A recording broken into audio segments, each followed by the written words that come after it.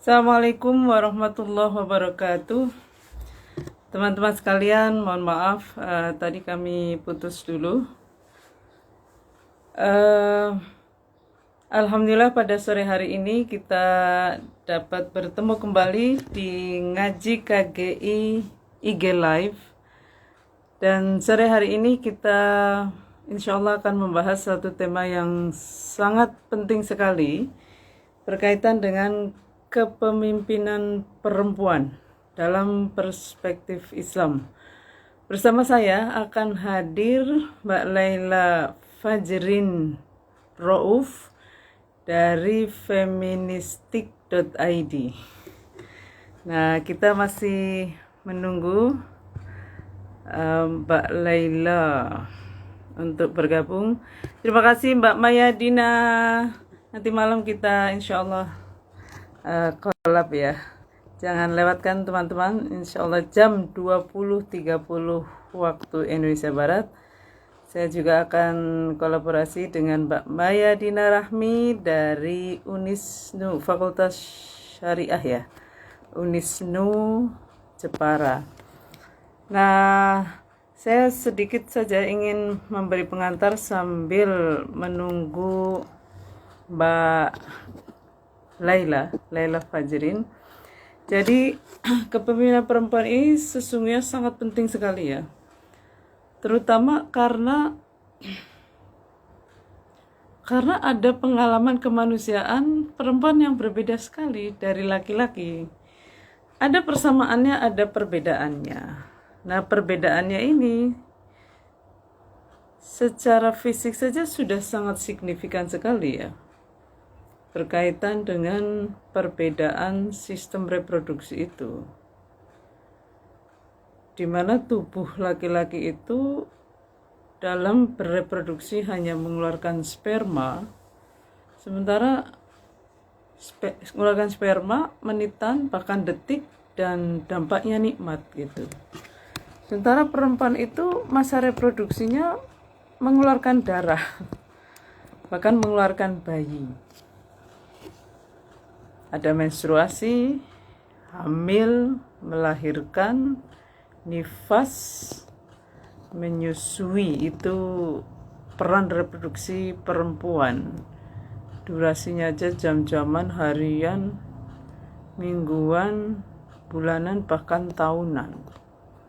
Dampaknya ada sakit, kurhan, melelahkan, bahkan wahnan ala wahnin, sakit atau lelah yang berlipat-lipat.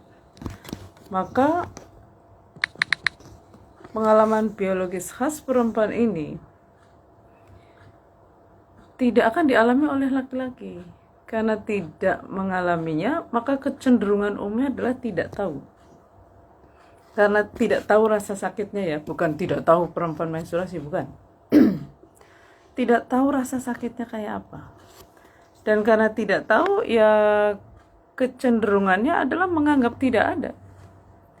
Kalau menganggapnya tidak ada, ya tidak akan dipertimbangkan, kira-kira begitu.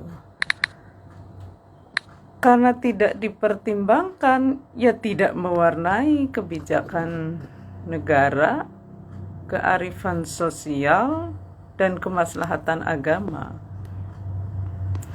Sehingga apa yang disebut sebagai kebijakan itu kadang kebijakan negara ya, kebijakan umum, itu kadang belum bijak buat perempuan, bahkan berbahaya bisa jadi. Begitupun kearifan sosial ya, adat istiadat, tradisi masyarakat itu tidak mustahil loh dia itu tidak arif, bahkan berbahaya bagi perempuan. Sama kemaslahatan agama yang dirumuskan oleh tokoh agama bisa jadi tidak mempertimbangkan, sehingga ya mungkin belum maslahat secara hakiki bagi perempuan. Loh, salah ini saya gimana ini? Oke. Bagi perempuan gitu, bahkan membahayakan itu bisa jadi. tidak hanya tidak masalah, tapi berbahaya bagi perempuan, meskipun maslahat buat laki-laki, bijak bagi laki-laki, arif bagi laki-laki. Gitu. Nah, karena itulah ya, kemudian menjadi penting sekali kepemimpinan perempuan itu hadir di negara, hadir di masyarakat, dan hadir di agama. Gitu. Itu mungkin ya, mengapa kepemimpinan perempuan itu penting, itu penting. Tapi salah satu hambatan dari kepemimpinan perempuan itu sebetulnya tidak hanya tafsir agama ya, bukan. Itu tadi bisa jadi kebijakan, bisa jadi kearifan sosial, nilai-nilai sosial ya, yang memandang perempuan tabu, jadi pemimpin tidak pantas, perempuan kok memimpin laki-laki gitu. Itu bisa terjadi banget gitu. Makanya sore hari ini insya Allah kita akan mendiskusikan masalah ini, tapi dalam perspektif Islam ya. Nah ini saya lihat Mbak Laila Fajrin insya Allah sudah bergabung. Assalamualaikum Mbak Laila Fajrin. Waalaikumsalam Ibu, apa kabar? Alhamdulillah sehat. Tadi saya sempat putus dulu karena ternyata suara saya nggak terdengar. Silakan ya Oh Mbak iya, Laila Fajrin untuk memperkenalkan diri, memperkenalkan lembaga feministicid.id itu apa, dan mengapa mengambil tema kepemimpinan perempuan. Silakan. oke, terima kasih Ibu. Assalamualaikum warahmatullahi wabarakatuh. Selamat sore teman-teman semua. Terima kasih atas kesempatannya untuk berkolaborasi bersama dengan Ngaji KGI. Hari ini bisa layanan Ibu yang menjadi inspirasi kami dalam melakukan gerakan-gerakan untuk mendukung perempuan. Nah, nama saya Laila Fajrin, tapi teman-teman sering menyapa Ubay. Hari ini saya mewakili teman bukan ya belajar bersama dengan Bu Nyai, begitu nggih Bu Nyai? Nah, Terima jadi kasih. feministik itu sebenarnya ya feministik itu adalah komunitas gerakan kolektif perempuan untuk sama-sama belajar, berkarya dan berdaya. Dan gerakan kami sebenarnya lebih terfokus di media sosial. Meskipun di beberapa kesempatan, alhamdulillah kami bisa berjumpa dan tentu saja melakukan gerakan saling support gitu antara perempuan yang satu dengan perempuan yang lainnya gitu. Nah, selama ini feministik sudah merangkul beberapa teman-teman di beberapa daerah. Meskipun gerakan kami bukan gerakan yang besar, tetapi kami percaya bahwa sesuatu yang besar itu selalu dimulai dengan hal yang kecil. Dan sekecil apapun gerakan yang dilakukan oleh feministik, semoga itu memberikan kemaslahatan dan kebermanfaatan buat teman-teman dimanapun berada. Begitu Amin. Ibu mungkin perkenalan singkatnya. Dan kenapa hari ini kita mengambil tema kepemimpinan perempuan dalam Islam? Karena bagi kami peran perempuan ini sangat penting. Mungkin banyak orang yang bertanya kepada kami, untuk apa sih feministik itu hadir? Untuk apa kamu tetap memperjuangkan gerakan perempuan, padahal perempuan itu sudah banyak loh mendapatkan peran di masyarakat.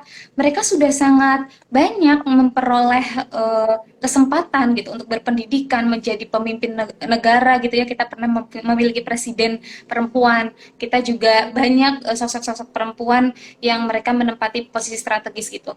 Tetapi ternyata pada kenyataannya banyak juga perempuan yang belum mendapatkan kesempatan untuk mengekspresikan dirinya menjadi seorang pemimpin gitu. Dan dalam Islam ternyata masih banyak nih dalil-dalil yang bias yang mengatakan bahwa perempuan itu tidak layak menjadi seorang pemimpin. Perempuan itu lebih baik diam aja, jangan neko-neko, nanti kamu dapat stigma yang nggak baik loh gitu. Banyak dalil-dalil yang masih memiliki perspektif atau penafsiran seperti itu. Dan semoga hari ini Bu Nyai akan memberikan pencerahan kepada kita semua terkait hal ini ya Bu Nyai ya. Semoga, semoga. Ya, itu Bu Nyai kenapa akhirnya kami Ya, memutuskan untuk mengambil tema tentang kepemimpinan perempuan dalam Islam. Ngaten. Ya. Baik, terima kasih Mbak Laila. Tadi saya pas Mbak Laila, saya biasa dipanggil, itu tuh nggak kedengaran di sini. Biasa dipanggil Mbak Laila. Biasa dipanggil Ubay. Oh, Ubay. Oke, jauh sekali Iya. Ubay. Oke, Mbak Ubay. Iya. Ya, terima kasih atas pengantarnya ya. Saya juga tadi sempat memberikan pengantar yang sedikit berbeda, mengapa perempuan itu sebaiknya ikut memimpin, punya tentu saja punya leadership yang bagus ya. Karena ini agak ke belakang ya, agak ke belakang di belum perempuan karena dianggap tidak boleh memimpin, gitu ya, tidak boleh memimpin. Lalu atau perempuan diasumsikan akan dipimpin, lalu perempuan itu kayak dianggap oleh masyarakatnya tidak perlu leadership yang bagus gitu, tidak perlu dilatih kepemimpinannya, karena toh nanti dipimpin dan selalu akan ada yang membimbing gitu. Jadi dia dipimpin selamat gitu. Ini saya khawatir koneksi saya ini lagi ya, bermasalah lagi ya. Saya agak khawatir ini jeda-jeda tadi itu. Semoga suara saya kedengaran dengan baik ya Mbak. Mbak Ubay kedengaran? Kedengaran ya? Oke. Jadi misalnya gini, perempuan nggak perlu bekerja, nggak perlu mandiri secara ekonomi, toh nanti ada yang menafkahi gitu. Toh sekarang yang menafkahi, ada yang menafkahi yaitu bapak dan nanti akan dinafkahi oleh setelah. Lalu tidak dilatih mandiri secara ekonomi. Perempuan dianggap tidak perlu sekolah tinggi, toh nanti dunianya sumur, kasur, dapur. Dan itu nggak perlulah sekolah tinggi. Astagfirullahaladzim, ini juga kan bisa dicabut ternyata. menjalani. Mbak masih kedengeran kok Mbak. Menjalani peran ya sebagai istri atau ibu itu tanpa sekolah tinggi-tinggi dan seterusnya dan seterusnya. Kemudian juga ada dalil agama seperti An-Nisa ayat 34 itu ya, yang kerap digunakan untuk menghalangi perempuan untuk bisa menjadi pemimpin. Ayatnya kan bunyinya gini, Bismillahirrahmanirrahim, Ar-rijalu qawwamuna 'alan nisa'i bima faddalallahu ba'dahum 'ala ba'din wa bima anfaqu min amwalihim. Nah, ayat ini sering sekali dipakai untuk menjegal ya, kalau bahasanya agak keras itu. Perempuan manapun yang sedang bersaing, apalagi sedang bersaing dengan laki-laki untuk menjadi pemimpin. Nah, maka ada situasi seperti ini. Budaya menghambat, tafsir agama melarang. Nah, nanti di berbagai tempat, bahkan aturan negara tidak menghendaki perempuan jadi pemimpin itu ada sebagai aturan gitu. Kalau kita beruntung karena secara aturan itu membolehkan. Nah, karena ya betapa pentingnya saya ingin mengajak siapapun ya, kalau mau bicara tentang perempuan dalam Islam, ayo dong kita lihat sejarahnya supaya bisa tahu nilai baru apa yang sedang waktu itu sedang diperkenalkan oleh Islam, dan nilai lama apa yang itu sedang dikritik oleh Islam berkaitan dengan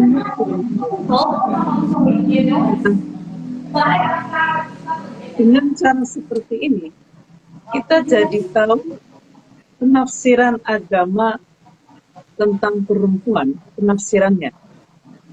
itu lebih merepresentasikan sistem nilai yang sedang dibuat oleh Islam waktu itu.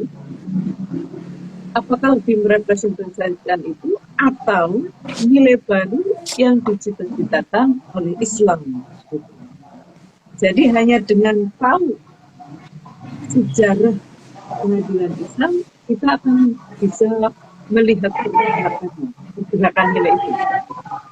Nah, Islam hadir ya. Bagaimana sih situasi perempuan ketika Islam hadir?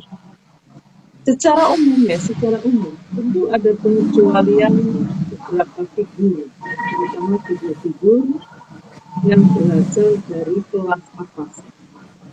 Tapi secara umum perempuan itu masih dipandang sebagai milik mutlaknya laki-laki. Ini sering banget saya kemukakan supaya makin ingat gitu.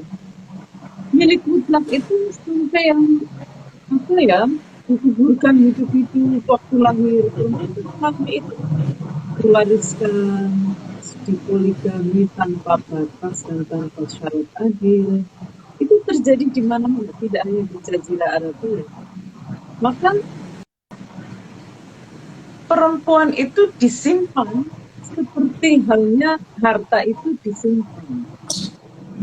Disimpannya itu bukan supaya perempuan tidak dicelakai, tapi supaya laki-laki hartanya tidak diganggu oleh orang lain. Nah, dalam situasi seperti ini, tentu saja kepemimpinan perempuan itu sesuatu yang mustahil. Gimana bang dia dimiliki, dikendalikan secara mutlak oleh laki-laki sebagai harta? Gimana dia memimpin? Gitu. Bagaimana mau memimpin? Dia itu boleh dijual, dihadiahkan, dijadikan mahar. Gimana dia mau memimpin? Jadi konstruk sosialnya, situasi sosialnya adalah seperti ini ketika Islam itu hadir. Makanya begitu Islam mendeklarasikan ya bahwa perempuan itu manusia, mengingatkan dari dulu juga perempuan manusia, tapi diperlakukan tidak manusiawi, bukan sebagai manusia. Makanya diingatkan oleh Al-Quran, oleh Islam, perempuan itu manusia. Itu. Karenanya kemudian harus diperlakukan secara manusiawi, di samping bersikap secara manusiawi. Nah, ini yang mungkin nanti akan mempengaruhi cara kita melihat kepemimpinan perempuan di dalam Islam dengan melihat sejarahnya dulu nih. Jadi situasinya seperti itu, kemudian Islam menegaskan bahwa perempuan itu manusia, kemudian laki-laki dan perempuan artinya adalah sama-sama manusia. Kalau sama-sama manusia berarti punya status yang sama sebagai hanya hamba Allah. Yang kedua juga punya amanah yang sama, yaitu sebagai khalifah fil ardh. Gitu.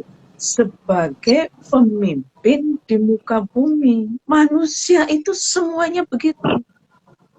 Termasuk perempuan gitu. Termasuk perempuan. Makanya saya sering mengatakan bahwa perempuan itu bukan tamu di ruang publik. Perempuan itu penanggung jawab bersama dengan laki-laki, baik di ruang domestik maupun di ruang publik. Karena dua-duanya adalah khalifah fil ardh. Ini dulu ya. Sehingga kita menyadari nih Mbak, ada situasi di mana masyarakat memperlakukan perempuan sebagai objek. Nah, ada cita-cita dari Islam atas kemanusiaan, dua-duanya itu punya kesadaran penuh sebagai sesama subjek penuh sistem kehidupan. Menjadi khalifah fil ardh dan hanya hamba Allah. Nah, 23 tahun itu ya, itu pergerakan dari titik ini, perempuan objek menjadi subjek penuh. 23 tahun, rentang 23 tahun, itu kan masa yang sangat singkat sekali untuk perubahan peradaban. Sementara menganggap perempuan sebagai harta itu sudah berabad-abad sebelum Islam datang dan berabad-abad setelah Islam selesai turun ya, selesai ini Nabi Muhammad wafat, berabad-abad setelahnya itu masih sikap memperlakukan perempuan sebagai objek, bahkan sampai hari ini.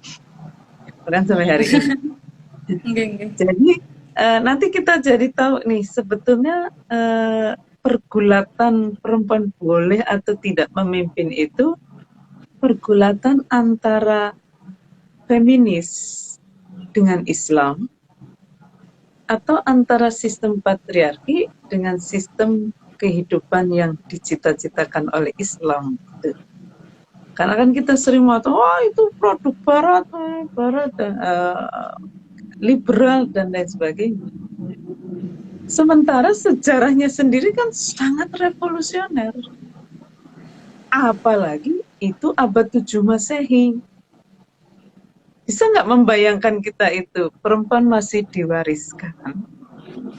Terus dalam 23 tahun itu, perempuan sampai bisa menjadi pihak yang mewariskan harta. Itu kan dari objek menjadi subjek. Menjadi subjek yang tadinya diwariskan, lalu dia mewariskan harta dalam 23 tahun loh itu. Karenanya masa, menurut saya, khairul quruni itu barangkali ini gitu. Sebaik-baik masa dalam masaku itu dalam arti yang luar biasa gitu, memang pergerakan kedudukan, status, dan peran perempuan itu dahsyat sekali perubahannya.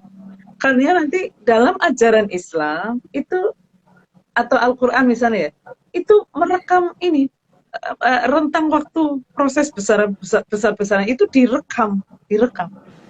Makanya di dalam Al-Quran juga akan ditemukan ayat-ayat yang seakan-akan melegitimasi atau ayat yang ini sebetulnya sedang merefleksikan cara pandang masyarakat Arab waktu itu, cara pandang dan cara memperlakukan perempuan sebagai objek gitu, sebagai objek.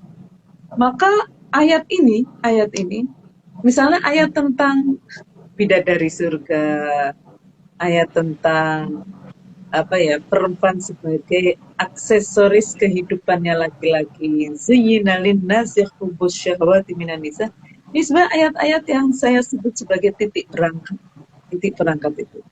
Nanti ada ayat target antara. Ini ayat yang kalau di titik berangkat kan laki-laki subjek, perempuan objek. Nah di target antara ini laki-laki subjek primer, perempuan subjek sekunder. Maka cirinya adalah perempuan itu sepersekian dari laki-laki. Kan banyak ayat yang begitu itu. Kayak ayat poligami, kan jelas sekali 1:2, 1:3, dan seterusnya. Nah, tapi jangan lupa ada ayat tujuan final juga yang mendudukkan laki-laki dan perempuan itu setara penuh kedudukannya. Ayat poligami, misalnya kan clear sekali. Maka mari kita renungkan bahwa pergerakannya ini loh yang harus dicontoh gitu. Pergerakan dari objek, memperlakukan perempuan sebagai objek, lalu bergerak menjadi subjek. Berprosesnya ini yang mesti kita lihat ya. Makanya dalam memahami, misalnya di dalam Al-Quran ya, itu ada ayat yang mendudukkan laki-laki dan perempuan itu sebagai setara penuh. Setara penuh itu artinya begini. Ini juga jangan dipahami secara keliru ya. Yang disebut setara penuh sebagai subjek itu artinya adalah laki-laki dan perempuan sama-sama wajib mewujudkan kemaslahatan sekaligus menikmatinya dan mencegah kemungkaran sekaligus dilindungi darinya gitu. Kalau di masyarakat jahiliyah, perempuan itu harus berbuat maslahat, tapi yang menikmati laki-laki. Jadi perempuan melayani kemaslahatannya laki-laki. perempuan juga tidak boleh berbuat buruk, laki-laki boleh pada perempuan. Itu sistem yang jahiliyah banget. Makanya ketika Isa menegaskan bahwa dua-duanya khalifah di muka bumi, dua-duanya hanya hamba Allah, itu maknanya dahsyat sekali. Karena berarti perempuan itu perempuan dan laki-laki ya subjek penuh, bukan objek, bukan juga subjek sekunder. Sehingga tadi itu artinya bukan yang karena pemimpin di muka bumi maka boleh sewenang-wenang. Enggak ada. Konsep kepemimpinan dalam Islam itu identik dengan tanggung jawab, bukan sewenang-wenang. Kebebasan di dalam Islam juga kebebasan yang bertanggung jawab, dan kebebasan yang bertanggung jawab itu adalah kebebasan yang melahirkan kemaslahatan bersama. Itu. Jadi arti subjek penuh itu juga jangan, perempuan subjek penuh sehingga boleh ngapain aja. Enggak juga. Sama seperti laki-laki juga enggak boleh ngapain aja tuh enggak boleh. Bolehnya ya berbuat tindakan yang berdampak kemaslahatan bersama gitu. Maka nanti misalnya ya At-Taubah ayat 71 nih, itu clear sekali merefleksikan situasi yang dicita-citakan oleh Islam. Mengapa kita tahu bahwa itu situasi yang dicita-citakan oleh Islam? Ya karena di sistem yang zalim nggak mungkin terjadi. Dan Islam itu kan ingin menciptakan sistem kehidupan yang menjadi anugerah bagi semesta, termasuk bagi perempuan gitu. Bunyi ayatnya itu seperti ini. A'udzubillahi minasyaitonirrajim. Wal mu'minuna wal mu'minatu ba'duhum awliya'u ba'd. Ya'muruna bil ma'rufi wa yanhauna 'anil munkar wa yuqimuna as-salata wa yutuna az-zakata wa yuti'una Allaha wa rasulah. Ini kan secara literal. Laki-laki yang beriman dan perempuan yang beriman itu saling menjadi wali, menjadi penjaga, penolong, teman setia satu sama lain. Bekerja sama memerintahkan kebaikan dan mencegah kemungkaran, bekerja sama mendirikan sholat dan membayar zakat, bekerja sama mentaati Allah dan Rasulnya. Itu kan beriringan, kayak seiring sejalan dalam kemaslahatan bersama. Lalu bagaimana memahami ar-rijalu qawwamuna 'alan nisa'i bima faddalallahu ba'dahum 'ala ba'din wa bima anfaqu min amwalihim. Nah, ada cita-cita, ada kenyataan. Maka kan mesti diproses dong, nggak bisa yang dari objek jadi subjek lalu simsalabim perempuan langsung bisa jadi subjek, kan ada proses yang panjang sekali. Dan harus diingat itu abad 7 Masehi. Bukan abad sekarang yang orang sudah punya kesadaran tentang hak asasi manusia, tentang hak asasi perempuan, hak asasi anak. Abad 7 Masehi itu kan Mas, bayangin loh 14 abad lalu. Islam sudah punya ayat seperti ini, maka ar-rijalu qawwamuna 'alan nisa itu artinya apa? Kalau secara literal tentu saja ya, artinya adalah laki-laki itu menjadi penanggung jawab atas perempuan. Tanggung jawab, bukan kepemimpinan yang boleh sewenang-wenang, enggak sama sekali. Kalaupun diartikan pemimpin, itu pun pemimpin yang baik, pemimpin yang adil. Bima faddalallahu ba'dahum 'ala ba'din. Itu biasanya dipahami begini. Karena Allah sudah memberi kelebihan pada sebagian mereka dalam kurung laki-laki atas sebagian yang lain dalam kurung perempuan. Jadi kayak yang laki-laki itu memang kodratnya lebih tinggi dari perempuan. Seakan-akan kan begitu. Iya. Wa bima anfaqu min amwalihim. Dan karena mereka laki-laki menafkahi dari sebagian hartanya, dari hartanya lah. Menggunakan hartanya untuk menafkahi.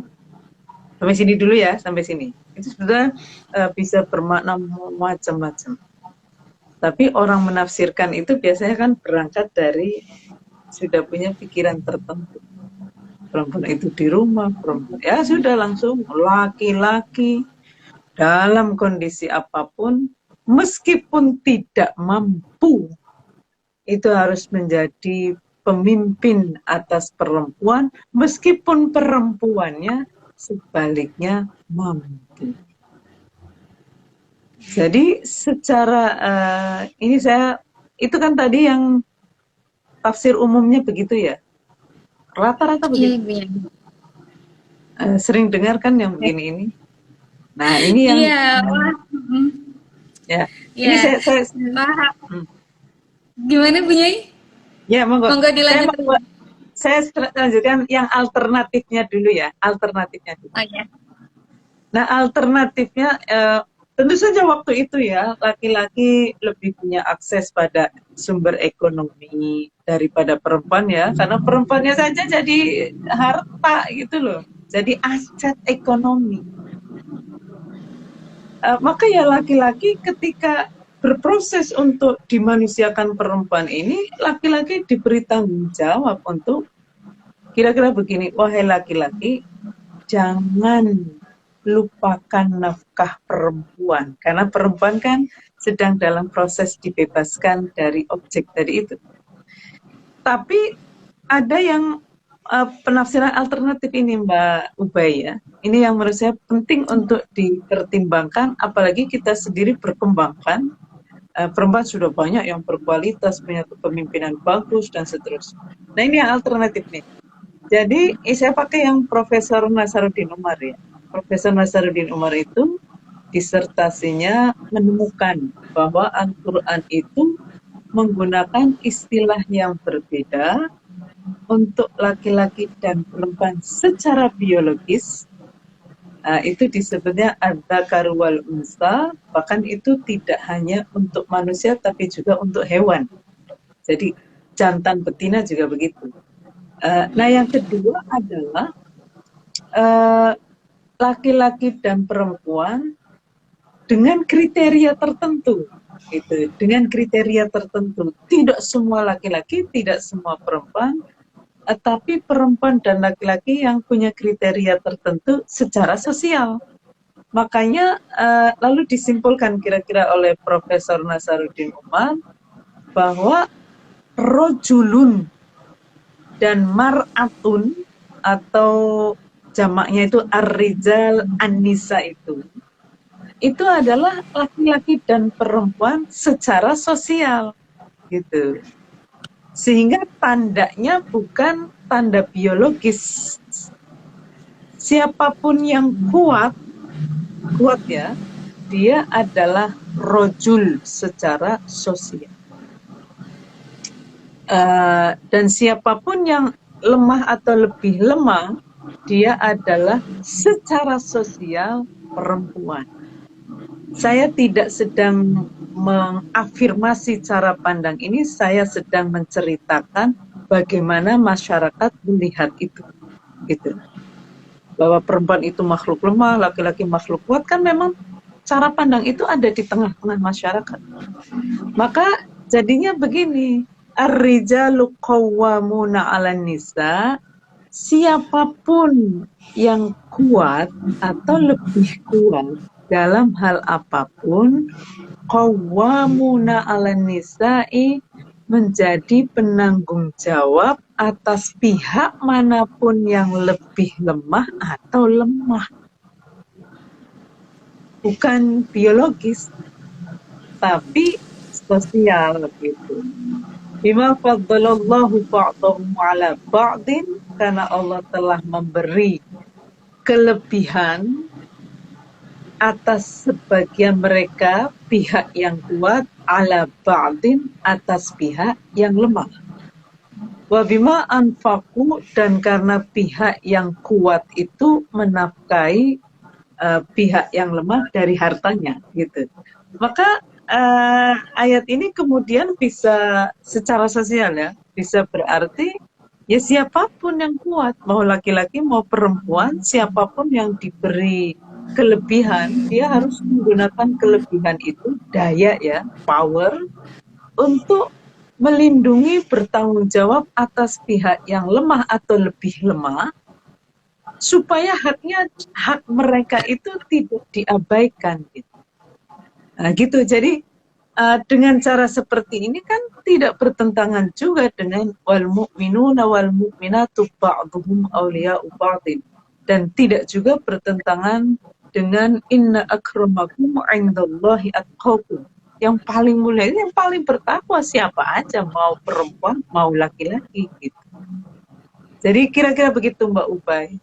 Sehingga mestinya kita berproses dong.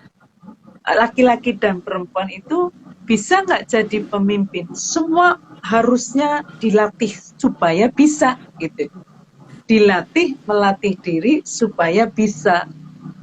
Nah, kalau punya kecakapan sebagai pemimpin, mau laki-laki mau perempuan, ya beri dong kesempatan jadi pemimpin. Sebaliknya, kalau belum atau tidak punya kecakapan sebagai pemimpin, baik laki-laki maupun perempuan, ya jangan dijadikan pemimpin. Jadi bukan karena jenis kelaminnya, melainkan oleh kapasitasnya. Begitu Mbak Ubay kira-kira. Oke, terima kasih Bu Nyai. Wah, ini pengantarnya langsung ini ya, daging banget Bu Nyai gitu. Kita tadi dijelasin dari awal, pas awal ada sedikit kendala teknis ya. Saya terpental keluar karena ternyata tiba-tiba HP-nya mati gitu. Tapi saya menangkap di awal Bu Nyai ini menerangkan bagaimana kemudian sejarah perempuan di zaman dulu ya, ketika perempuan itu masih diperbudakkan, perempuan masih menjadi barang gitu, dianggap sebagai barang yang layak untuk diperjualbelikan, padahal dia adalah seorang manusia yang harus dimanusiakan begitu. Perempuan dianggap sebagai sesuatu yang karena dia seorang perempuan, dia layak untuk dijual, dia layak untuk diabaikan, dia tidak perlu untuk didengar atau diberikan rasa empati begitu. Tapi kemudian perkembangan zaman dan pola pikir manusia kian hari juga kian berubah, dan tentu saja ada kesadaran-kesadaran di mana perempuan ini pada akhirnya mendapatkan ruang, walaupun sampai sekarang ruang itu juga masih diperjuangkan ya Bu Nyai ya gitu. Saya juga menangkap bahwa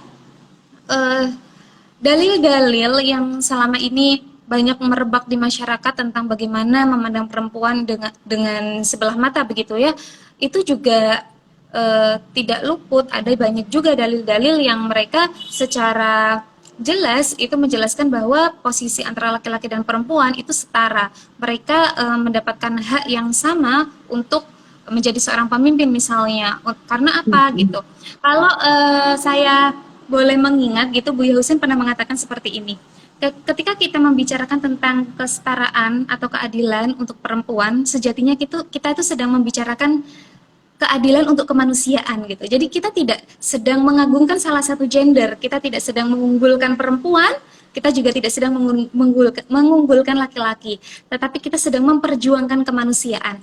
Benar sekali yang dikatakan Bu Nyai Nur Rofiah tadi bahwa ketika kita memilih sosok pemimpin itu bukan karena dia laki-laki atau dia perempuan, tetapi karena kapasitasnya sebagai seorang pemimpin itu ada dan layak untuk kita jadikan dia sebagai sosok pemimpin. Begitu ya Bu Nyai, yang tadi sempat saya tangkap dari obrolan gitu.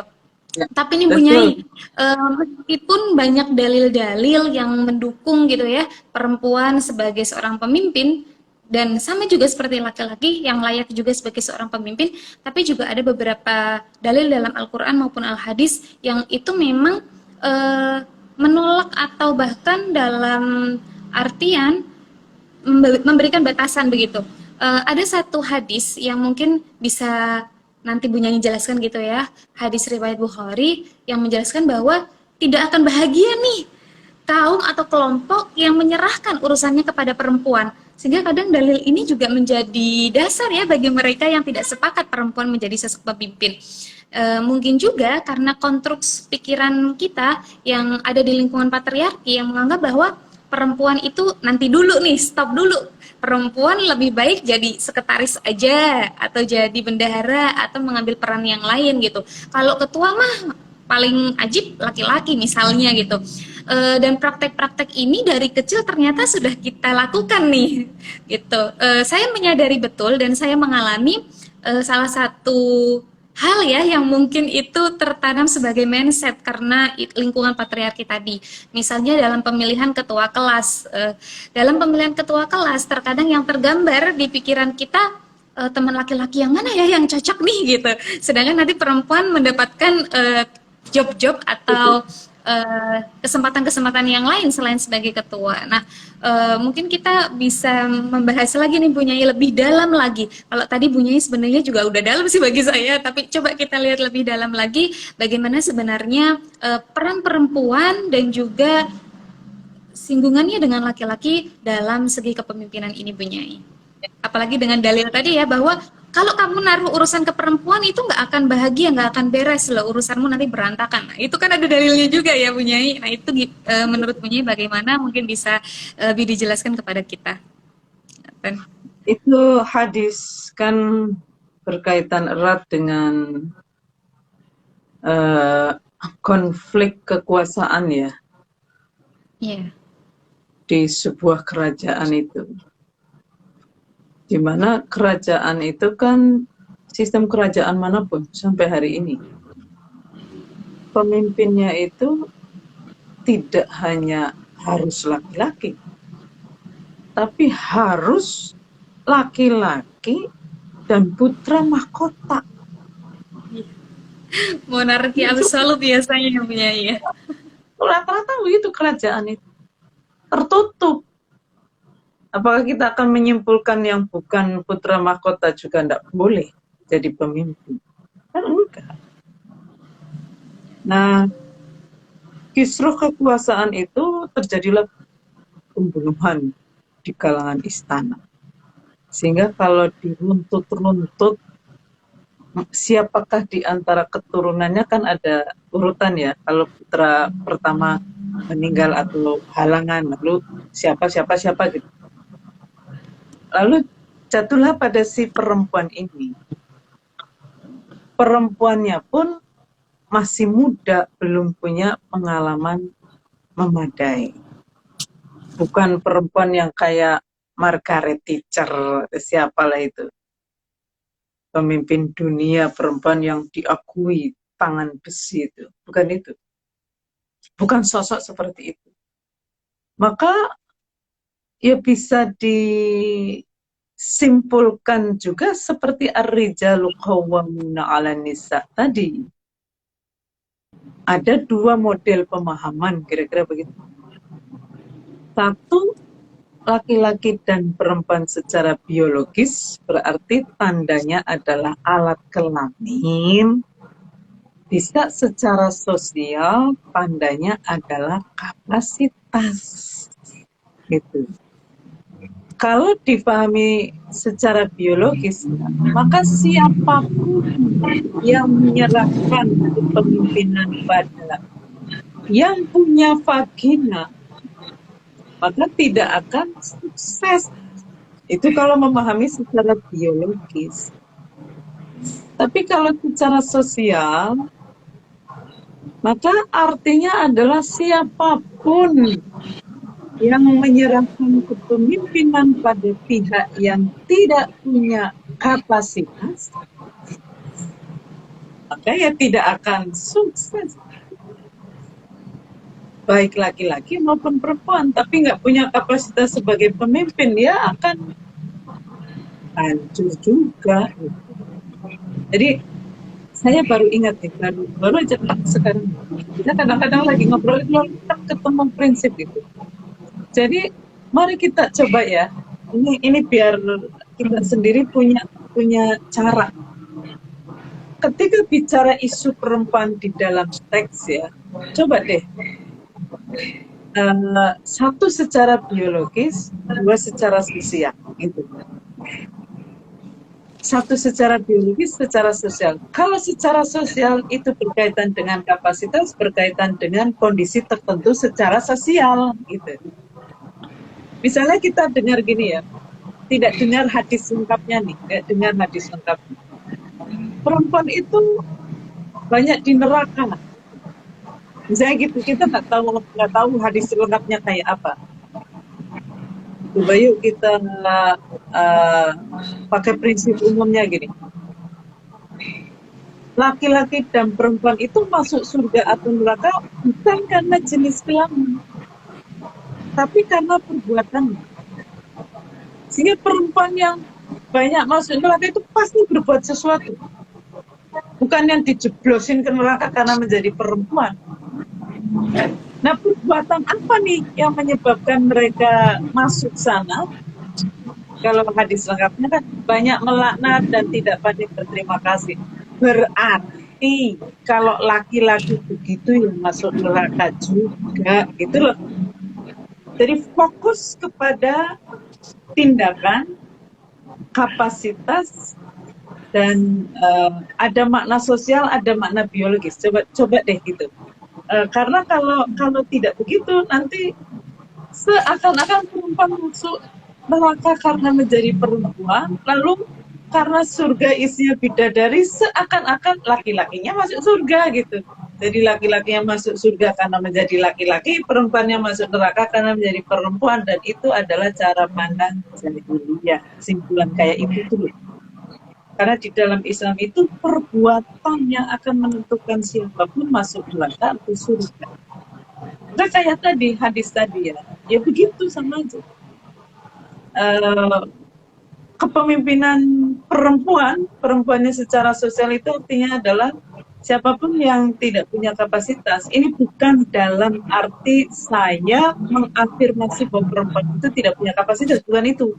Tapi cara pandang masyarakat itu secara umum, perempuan itu ya secara biologis nggak punya, gini, kalau waktu itu ya kondisi umum nih sebelum ada akses macam-macam bagi perempuan. Kondisi umumnya adalah mereka yang punya vagina, yang al-unsa tadi, pada umumnya adalah mar'ah gitu. Pada umumnya adalah pihak yang lebih lemah dari laki-laki secara sosial gitu. Nah sekarang gimana kalau secara biologis dan sosial itu tidak sama dengan asumsi tadi. Ternyata perempuan berkualitas, punya vagina tapi berkualitas itu mungkin, yang penis gak berkualitas juga mungkin gitu. Maka kan kita dihadapkan pada pilihan apakah sebaiknya apakah ini yang dimaksudkan adalah secara biologis ataukah secara sosial. Nah, secara sosial pun tidak berarti semua laki-laki dan perempuan bisa jadi pemimpin, enggak juga. Artinya adalah semua laki-laki maupun perempuan yang punya kapasitas, dia boleh jadi pemimpin dan insya Allah akan lebih sukses. Nyatanya banyak pemimpin dunia yang berjenis kelamin perempuan, tapi sukses. Bahkan selama pandemi itu 7 negara ya kalau tidak salah itu yang berhasil mengatasi pandemi dengan baik itu ternyata dipimpin oleh perempuan. Jadi mari kita ini deh biasakan, saya ini baru aja kepikir ya, semua dalil yang menunjukkan laki-laki dan perempuan itu coba deh dekati dengan dua pendekatan ini, satu biologis, dua sosial. Dan kalau sosial itu perbedaannya adalah kapasitas, lalu menjadi terbuka gitu, siapapun yang punya kapasitas maju, punya kapasitas ya tahu diri gitu, jangan maju.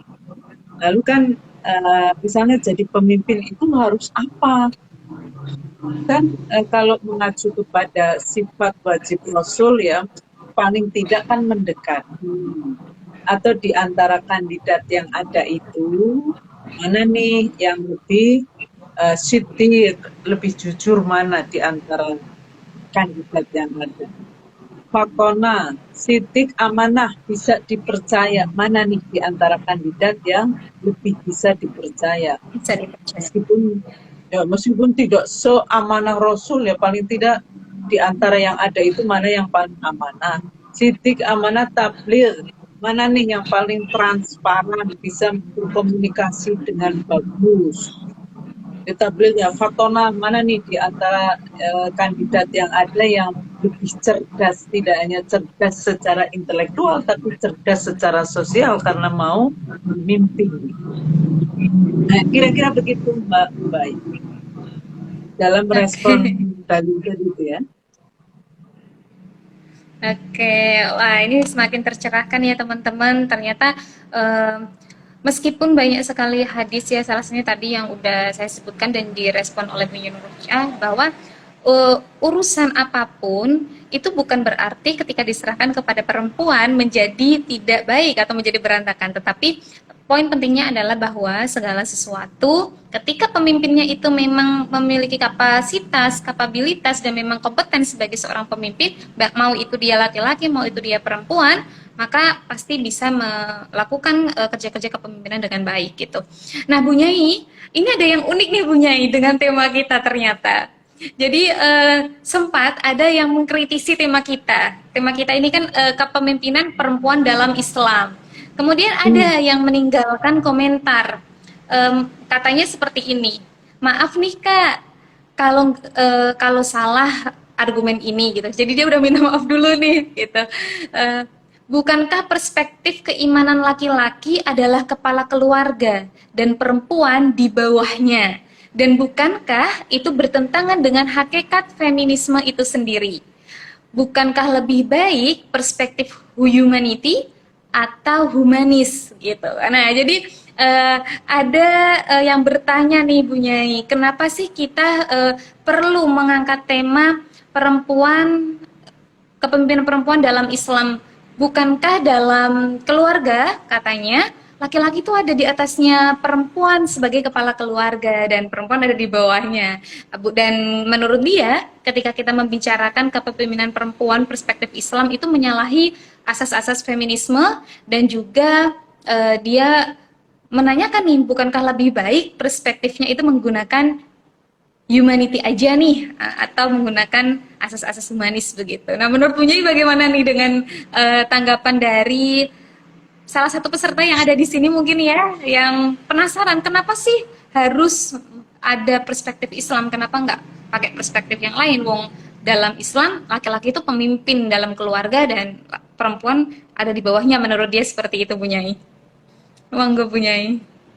Ya kalau mau pakai perspektif humanisme terus cukup ya silakan.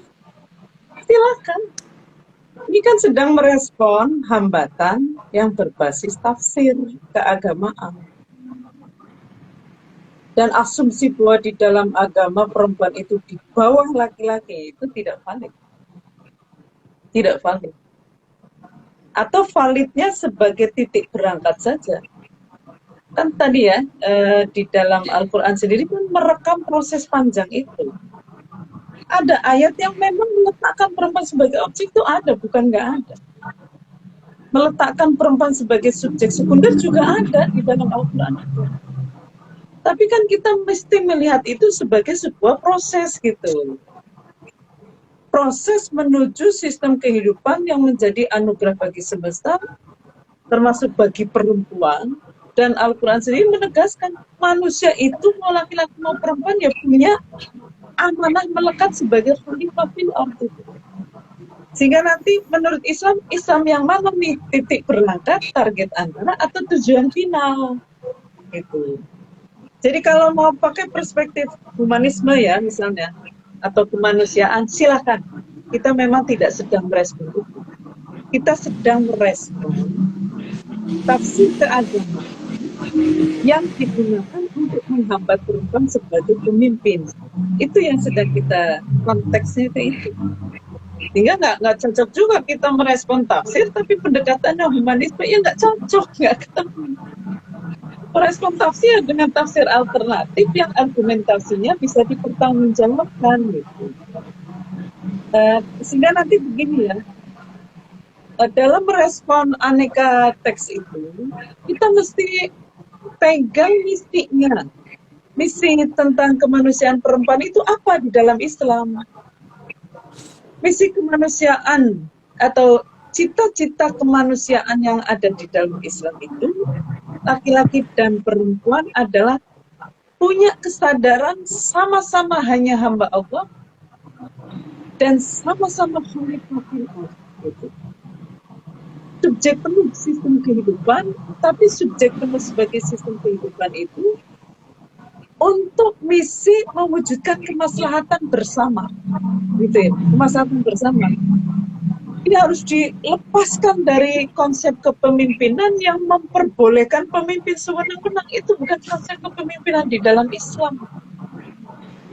Maksud ar-rijalu qawwamuna 'alan nisa lalu diartikan suami boleh sewenang-wenang pada istri, itu bertentangan sekali dengan ajaran Islam. Bahkan pemukulan istri yang ada di ayat itu, spiritnya adalah jangan main pukul. Itu jangan main pukul. Karenanya sekali lagi ya, asumsi tadi perlu dikritisi.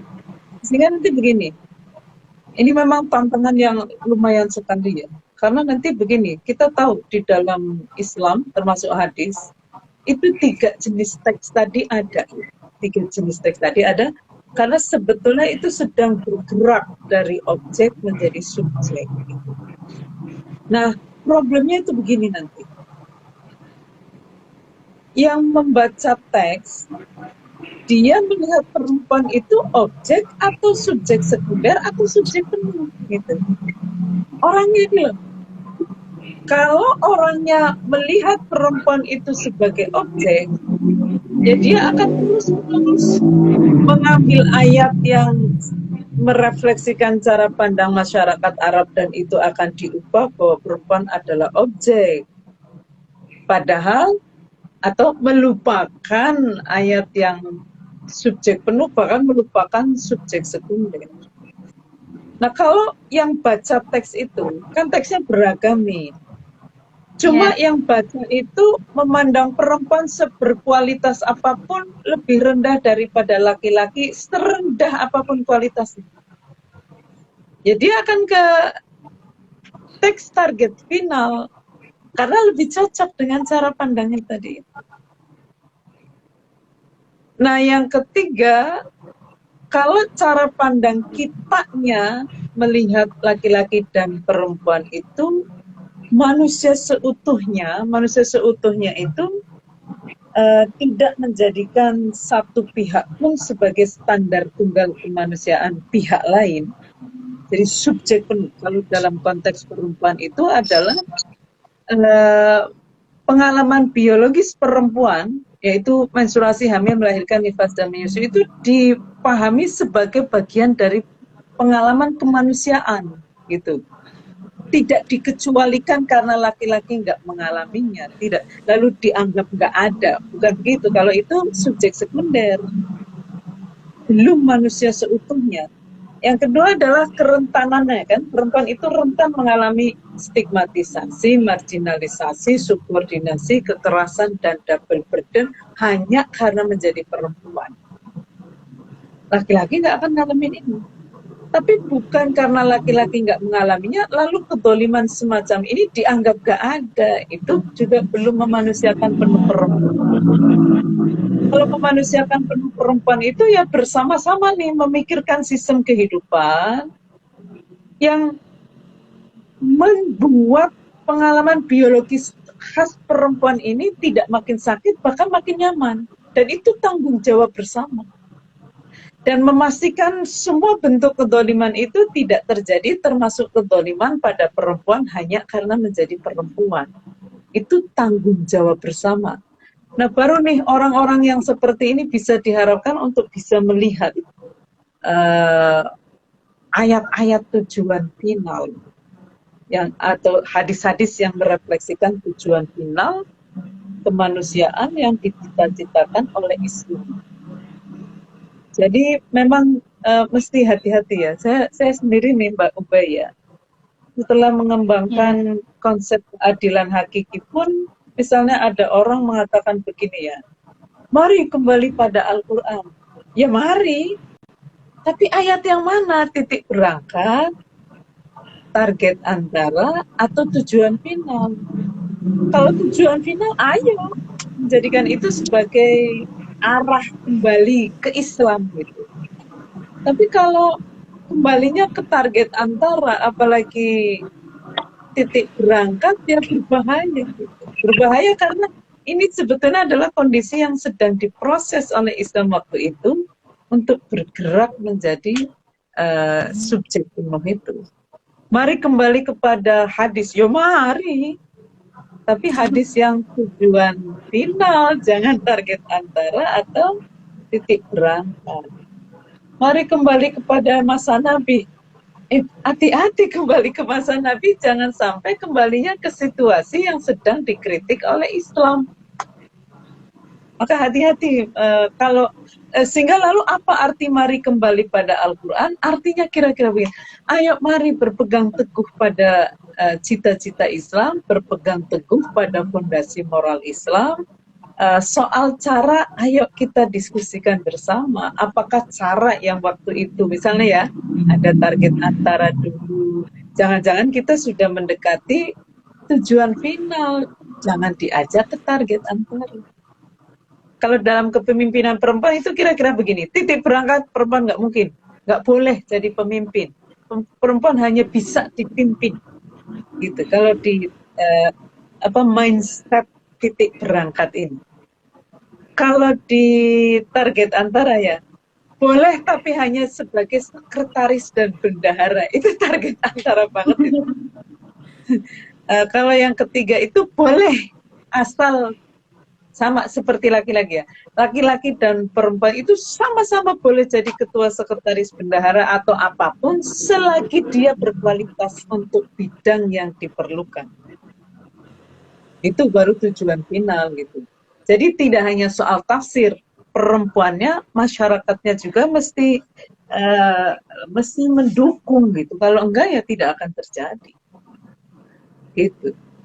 Begitu sih kalau jawaban saya. Jadi kalau memang mau pakai humanisme ya silakan, tapi kita sebagai muslim kan nggak bisa lepas dari tafsir ya. Kalau tafsir ini terus dominan, perempuan itu nggak boleh jadi pemimpin, ya tafsirnya lalu akan jadi hambatan terus-menerus. Sehingga penting untuk dihadirkan tafsir alternatif. Begitu Mbak Uti. Ya, terima kasih Bu Nyai. Semoga menjawab ya untuk pertanyaan yang tadi diberikan oleh teman kita gitu, bahwa kita bisa pakai perspektif humanis, tapi saat ini kita sedang membahas tentang bagaimana sih kemudian dalil-dalil dalam Al-Quran itu memandang kepemimpinan untuk perempuan begitu.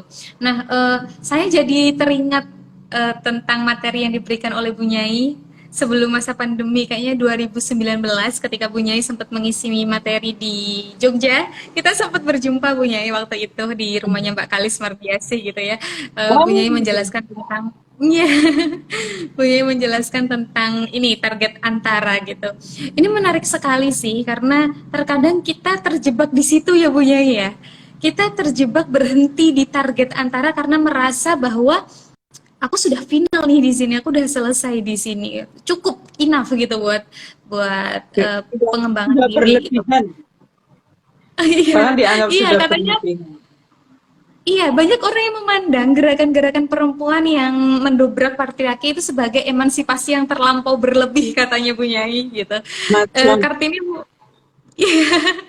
Kartini mengajarkan emansipasi, tapi orang-orang malah justru melakukan emansipasi yang terlampau berlebih. Saya itu sempat mendapatkan omongan seperti itu gitu. Nah, menurut saya apa yang Bu Nyai rumuskan tentang target antara kemudian hingga ke titik final ini menjadi refleksi yang perlu untuk dilakukan oleh banyak perempuan terutama ya khususnya gitu.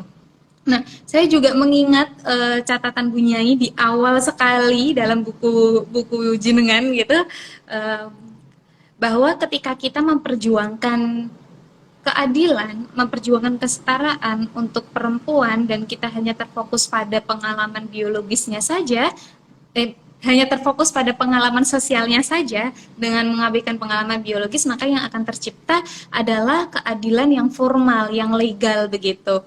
Nah, tetapi ketika kita sama-sama memperjuangkan kesetaraan untuk perempuan dengan mempertimbangkan pengalaman biologis perempuan dan juga pengalaman sosial perempuan, maka yang tercipta adalah keadilan hakiki bagi perempuan.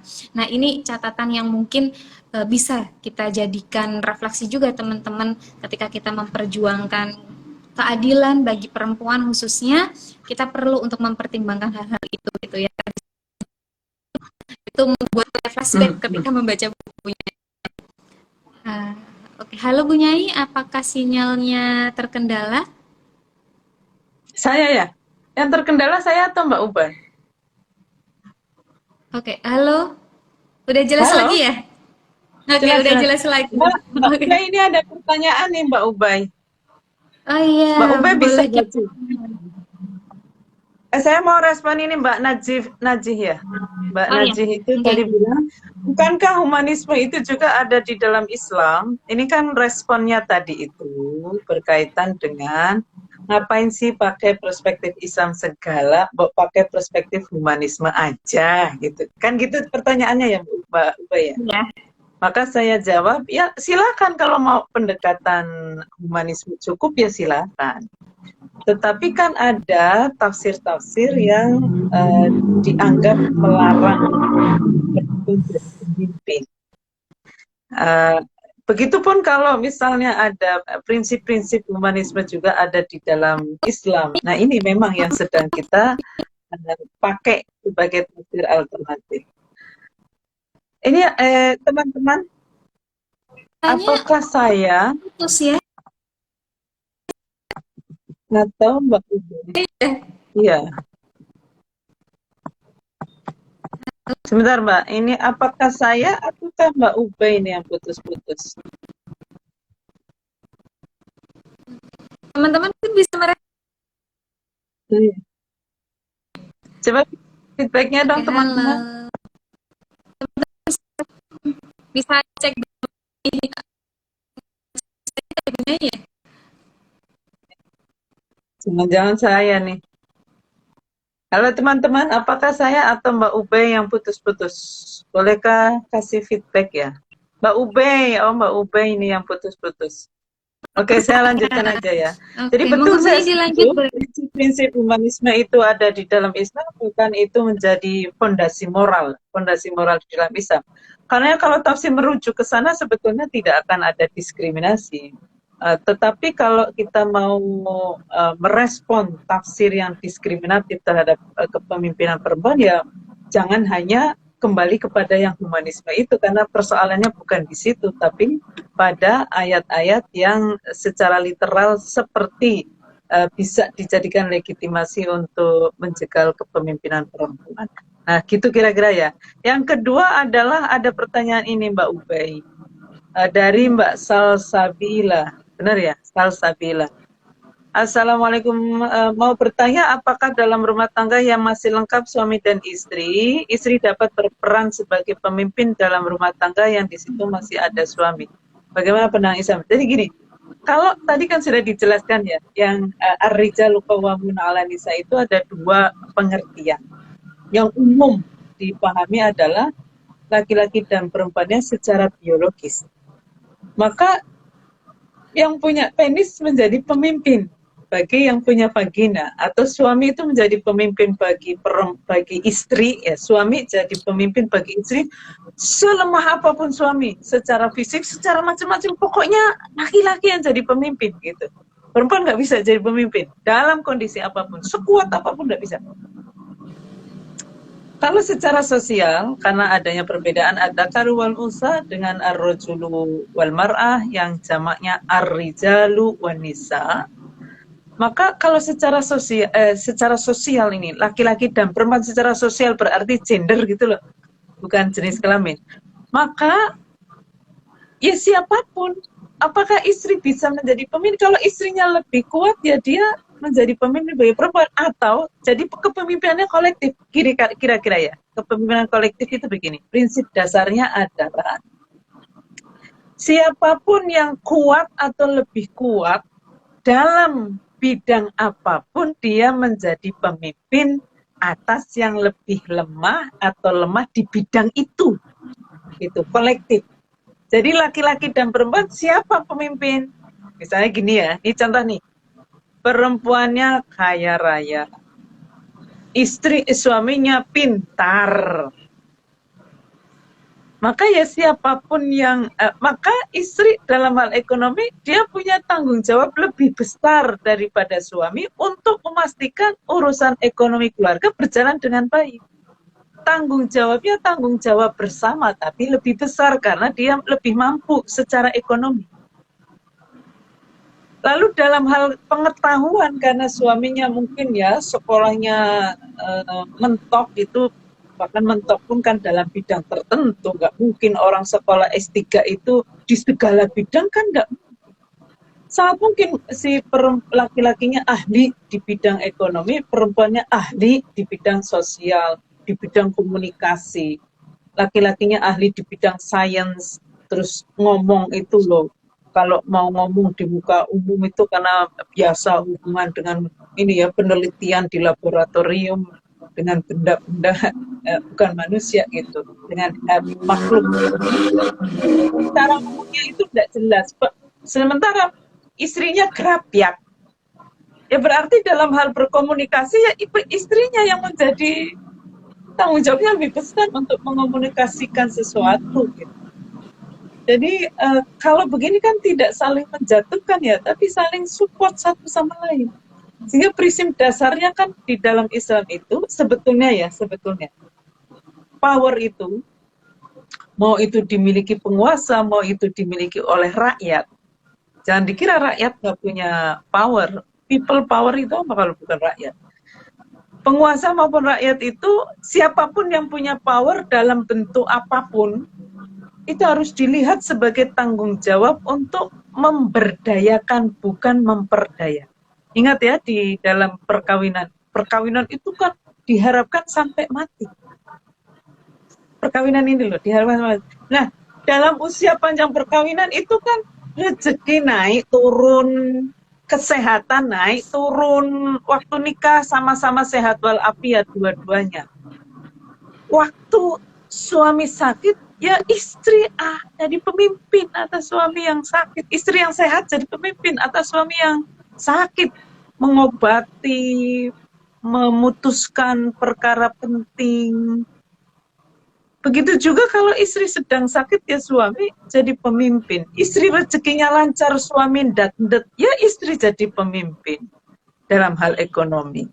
Jadi sebetulnya prinsip dasarnya adalah bekerja sama gitu. Karena kemaslahatan di dalam rumah tangga itu kewajiban bersama, bukan hanya kewajiban salah satu pihak. Soal pembagian peran itu silahkan dimusyawarahkan. Karena setiap keluarga itu bisa punya kondisi yang berbeda-beda. Bahkan keluarga yang sama, satu keluarga itu bisa kondisinya itu kadang-kadang berbeda-beda, tidak selalu sama.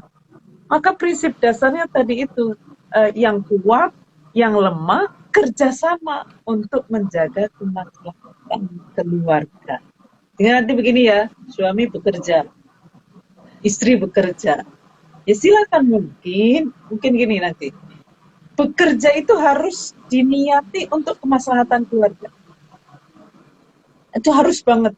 Jadi bekerja, apapun hasilnya, itu adalah modal untuk kemaslahatan keluarga. Bukan modal untuk merendahkan yang lain gitu. Istri maju merendahkan suami, suami maju merendahkan istri, itu tidak Islami. Rezeki suami itu rezeki keluarga melalui suami, rezeki keluarga melalui istri. Soal mengaturnya, ayo dibicarakan. Apalagi nih ya, itu konteks kalau suami ada, tetapi sekali lagi suami ada pun tidak selalu dalam kondisi lebih segala-galanya dari istri, itu belum tentu. Maka betapa pentingnya perempuan itu sejak dini dididik untuk menjadi pemimpin. Jangan dididik untuk tergantung. Jangan bercita-cita punya suami yang kaya, bercita-citalah jadi orang kaya gitu. Jangan bercita-cita jadi istri kiai, bercita-citalah jadi kiai atau nyai gitu. Kiai perempuan atau nyai. Kan biasanya gitu, cita-cita perempuan itu jadi istri yang soleha, ya jangan hanya soleha tapi istri yang muslihah. Muslihah itu ada gerak aktif nih, istri yang baik dan aktif melahirkan kebaikan gitu. Jadi suami juga jangan hanya bercita-cita jadi atau punya istri yang soleha, bercita-cita juga jadi suami yang soleh, bahkan muslih, tidak hanya soleh, baik dan melahirkan kebaikan pada lingkungan ya termasuk pada istri. Nah ini ya apalagi ada yang menjamin nih, saya kasih tahu terutama yang belum nikah, perempuan yang ragu-ragu mau mandiri secara ekonomi atau tidak, saya kasih tahu bagi yang belum tahu. Satu, tidak semua perempuan itu suaminya rezekinya lancar. Enggak, yang lancar pun tidak selalu panjang usia nikah itu lancar, enggak semuanya begitu. Berarti ada masa di mana atau kita harus mengantisipasi ya lancar nggak lancar kita berikhtiar rezeki kita lancar, kita menyiapkan diri, memantaskan diri untuk rezekinya lancar. Dengan apa? Ya dengan skill. Yang kedua ya, tidak semua suami yang rezekinya lancar itu setia pada istri. Justru godaannya itu besar. Sehingga sewaktu-waktu lancar tapi si istri ditinggalin, istri mandiri secara ekonomi, mengantisipasi ini nih. Ya mudah-mudahan sih, tentu saja mudah-mudahan ya lancar, setia, tapi ya yang lancar dan setia pun nggak ada yang menjamin suaminya itu usianya lebih panjang, nggak ada. Percaya sama saya.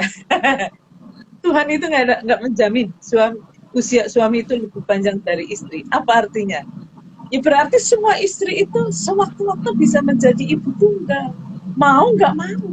Memangnya ada yang mau suaminya meninggal,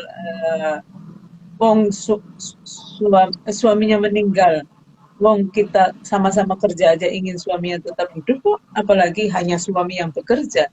Tapi kan kadang kita nggak ada pilihan. Bahkan belum itu kalau meninggal itu artinya ya istri perempuan jadi ibu tunggal dan itu harus bekerja gitu.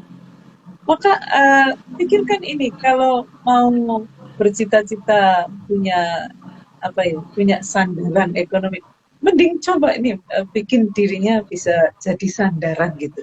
Bahkan ketika suaminya bekerja, kita bekerja supaya double income. Dan orang yang double income itu lebih mudah hidupnya daripada yang satu income. Gitu. Jadi ini bukan berarti kalau istri itu bekerja kan nanti keluarga terlantar. Ya atasi dong. Atasi, gimana nih berdua nih, suami dan istri memikirkan kalau dua-duanya bekerja, gimana ya supaya keluarga itu tetap bisa berjalan dengan baik. Karena kan pilihannya tidak semudah, hidup itu tidak seindah drama Korea. Drama Korea kan semenderita apapun ujung-ujungnya kan bahagia. Bahagia. Gitu. Pasti bahagia. Kalau kenyataannya ya drama hidup kita itu masing-masing. Dan lalu kita kan memang, makanya di dalam Islam itu mau laki mau perempuan itu kan didorong untuk menjadi versi diri yang terbaik sehingga bisa manfaat secara maksimal. Khairun nasi anfa'uhum linnas, itu kalau harus ada dalilnya. Ya istri juga semanfaat-manfaatnya istri adalah dia bisa sebaik-baik istri, ya dia bisa memberi manfaat pada dirinya.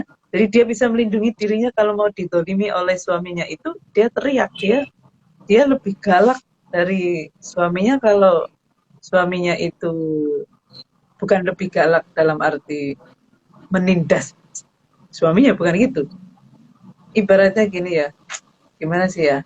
Jadi sebelum dipukul itu kita bisa mencegah, membuat suami segen untuk mukul kita gitu.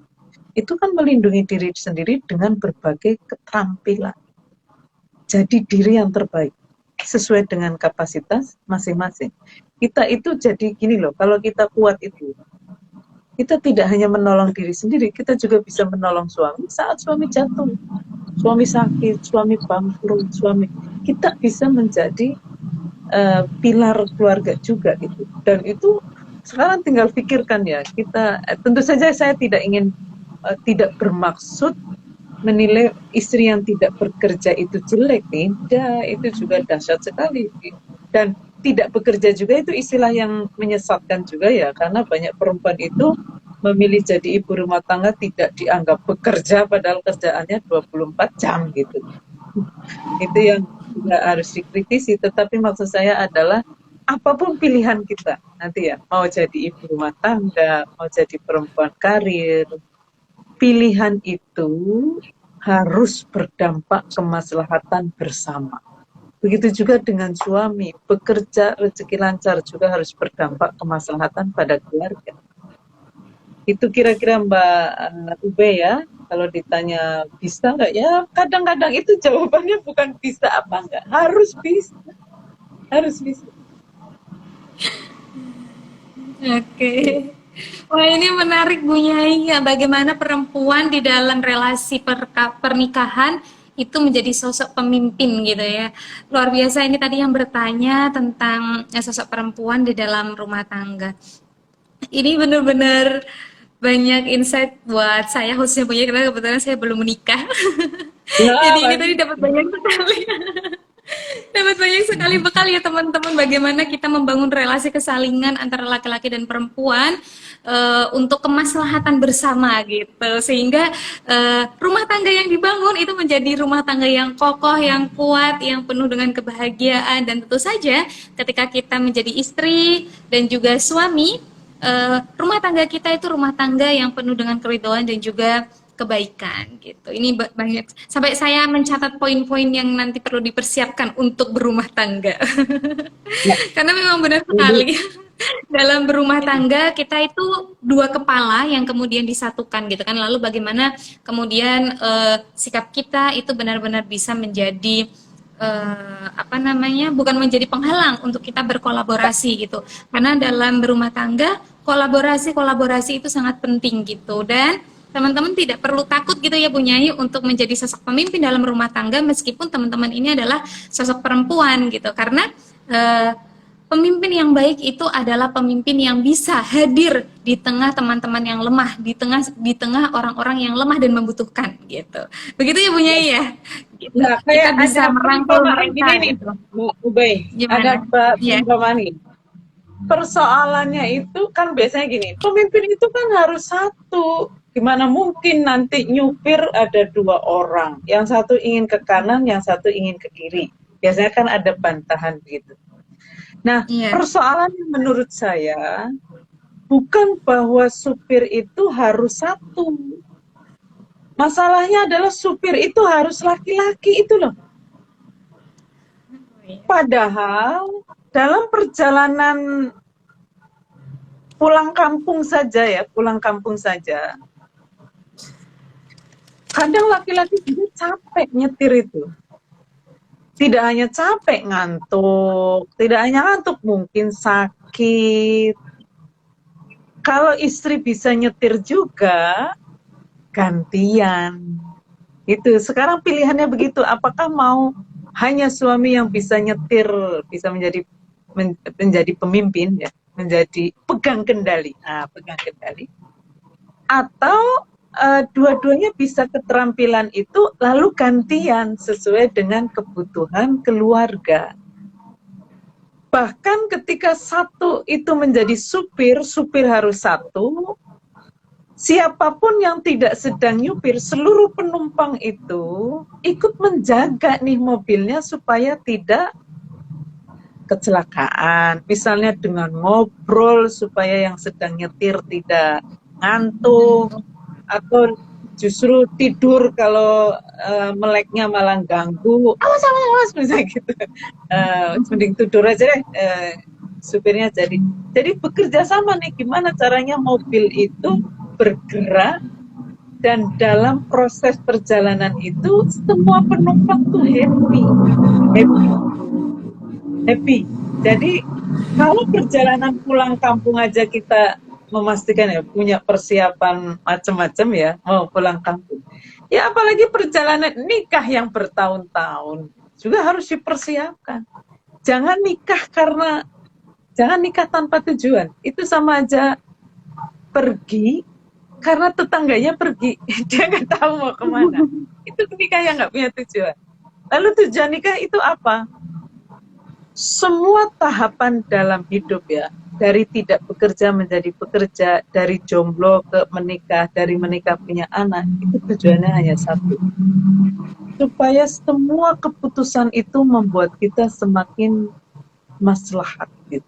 Semakin jadi keluarga nikah itu bernilai ibadah kalau dia menjadi media untuk kemaslahatan bersama. Jadi jangan sampai nikah itu hanya untuk nge-seks. Jangan, nanti kalau sudah nggak ada daya seksnya bubar itu. Nikah itu punya anak, terus sekedar punya anak, nggak ngerawat. Punya anak juga ada tanggung jawabnya. Gitu. Sehingga memutuskan punya anak, misalnya orang kan selalu ribut ya, memutuskan tidak punya anak, nggak boleh nggak punya anak. Loh yang punya anak juga ada tanggung jawabnya, tidak hanya punya anak, tapi punya anak ya harus tanggung jawab. Gitu. Jadi keputusan apapun dalam hidup, gimana caranya ya keputusan itu membuat hidup kita makin berkualitas, dan standar kualitas itu adalah kitanya makin manfaat, makin maslahatnya itu loh, jangkauannya makin panjang. Mungkin sebagai jomblo sendirian hanya level RT kita bisa maslahat. Ini ibarat saja ya. Begitu suami istri ke tingkat RW maslahat kita. Jadi perkawinan itu tidak melunturkan status dan amanah melekat laki-laki dan perempuan sebagai manusia, yaitu hanya hamba Allah dan khalifah fil ardh. Bahkan sebaliknya harus mendukung status itu bisa dipenuhi dengan baik. Amanah itu bisa dipenuhi dengan baik, sehingga nanti dalam konsep keluarga masa itu begini, kemaslahatan suami istri itu tidak hanya di dalam rumah. Tentu saja dua-duanya bertanggung jawab atas kemaslahatan di dalam rumah, tapi sebisa mungkin keluar juga seluas-luasnya. Makanya saling support, pembagian peran itu fleksibel gitu. Kalau bisa fleksibel, bukan kalau bisa, cari pasangan yang bisa fleksibel gitu. Bisa fleksibel itu dia kerjaan rumah asik, tidak menghambat kita juga untuk maju. Karena sistem patriarki itu membuat perempuan kurang siap melihat kekurangan laki-laki. Sehingga kalau rezekinya lebih lancar, perempuannya juga gelisah gitu. Bukan bersyukur tapi gelisah. Laki-laki itu kurang siap dengan kemajuan perempuan. Sistem patriarki ini loh. Sehingga bawaannya mau menghambat aja kalau istrinya mau moncer karir gitu, mau sukses. Maka ayo bangun ta'arufnya itu ta'aruf tentang ini ya, cita-cita ya, tentang cita-cita perkawinan kayak apa, hidup kayak apa, dan sepakat untuk menjadi pemimpin. Dan orang hanya bisa memimpin yang lain kalau dia sudah mampu memimpin dirinya dengan baik. Kalau dia dolim pada diri sendiri, ya kemungkinan dolim juga nanti pada yang lain. Wong dia nggak bisa memimpin dirinya sendiri, gimana mau memimpin istri atau suaminya? Tapi keterampilan itu diproses terus. Jadi jangan gentar juga kalau misalnya belum seperti yang dicita-citakan, ya ayo berproses. Gitu. Atau belum seperti yang dicita-citakan oleh Islam aja memproses bergerak, yang penting bergerak menuju cita-cita itu. Makanya setia pada cita-cita dan fondasi moral Islam, yaitu cita-cita ya, kemaslahatan bersama. Fondasi moralnya apa? Kebaikan bersama. Selalu berpikir tentang itu. Soal cara, ayo kita negosiasikan gitu. Fleksibel. Mungkin begitu Mbak Ubay ya. Semoga memperjelas. Ini suntikan semangat sekali punya. Bagaimana? Sudah jam berapa sekarang? Di saya kok jam 17.30 ternyata. Oke. Udah jam 17.30 punya. Ya, kita sudahi aja ya. Iya, oke, terima kasih Bu Nyai, ini luar biasa banget diskusinya, walaupun beberapa ada kendala teknis ya, tapi semoga pesan yang disampaikan oleh Bu Nyai bisa diterima oleh teman-teman semua gitu, karena perempuan itu berhak memilih menjadi apapun yang dia inginkan tanpa ditekan oleh nilai patriarki, baik di domain keluarga maupun di domain lainnya, dan berhak juga untuk menjadi pribadi yang lebih berkembang lagi, menjadi pribadi yang bebas untuk mengembangkan potensi dirinya dan juga bisa menebarkan kebaikan dimanapun berada. Mungkin dari Bu Nyai ada closing statement sebelum kita tutup, Bu Nyai? Ya, ya, mari kita berproses menjadi versi diri yang terbaik, tapi gunakan power apapun yang kita miliki untuk kemaslahatan bersama. Jadi insecure lah hanya karena belum bermanfaat secara optimal sesuai kemampuan kita masing-masing, karena hidup itu soal manfaat dan tidak manfaat. Hidup itu soal gimana bisa bermanfaat seluas-luasnya. Jadi saya manfaat, maka saya ada gitu. Perempuan hanya bisa manfaat ya, bisa manfaat. Kalau menjadi pemimpin itu membuat manfaat lebih besar, ayo jadilah pemimpin gitu. Tapi kalau misalnya kita tidak memenuhi laki-laki maupun perempuan, tidak punya atau belum punya kapasitas menjadi pemimpin yang baik, mari kita perbaiki supaya punya kapasitas, lalu majulah jadi pemimpin publik. Tetapi untuk menjadi kesan itu, ayo jadi pemimpin bagi diri sendiri supaya diri ini bisa manfaat seluas-luasnya sesuai dengan kemampuan masing-masing. Terima kasih Mbak Ubay atas kolaborasinya, juga terima kasih. Feministik ini di mana Mbak Ubay? Kalau saya di Jogja, tetapi ada beberapa teman-teman yang di daerah, ada yang di luar Jawa, ada yang di Makassar, ada yang di Jakarta juga gitu. Jadi kita anak-anak muda berkumpul jadi satu, ayo kita belajar bareng di satu wadah ini gitu. Kalau teman-teman mau gabung, boleh kita belajar bareng karena basisnya ini media online kan. Terus caranya gabung? Oke, caranya gabung teman-teman bisa teman-teman bisa kunjungin aja Instagramnya feministic.id. Nanti ada informasi di sana. Kita juga menyediakan satu grup untuk teman-teman bisa berkumpul di situ, menjadi ruang aman kita bersama untuk belajar bareng dan berproses bareng serta berdaya bersama gitu. Thank you Bu Nyai. Nah, sama-sama. Silakan juga kalau mau gabung di Ngaji KGI. Caranya tinggal klik di pendaftaran di bio akun ini dan akun saya. Dan sekali daftar bisa ikut 4 platform sesuai dengan aturannya. Jadi kalau sudah daftar sekali, itu insya Allah akan selalu dapat undangan kalau ngaji diadakan. Dalam bentuk apapun, reguler, serial, post ngaji kaki serial maupun pelatihan. Silakan ya.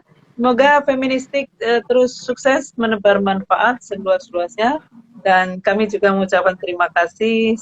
Mudah-mudahan tetap sehat, selamat, dan semangat menebar manfaat selagi sempat, karena aku manfaat maka aku ada. Assalamualaikum warahmatullahi wabarakatuh. Izin nutup ya, Mbak Ubay. Jadi Ibu, matur suwun, sehat selalu Bu Nyai. Selamat buka.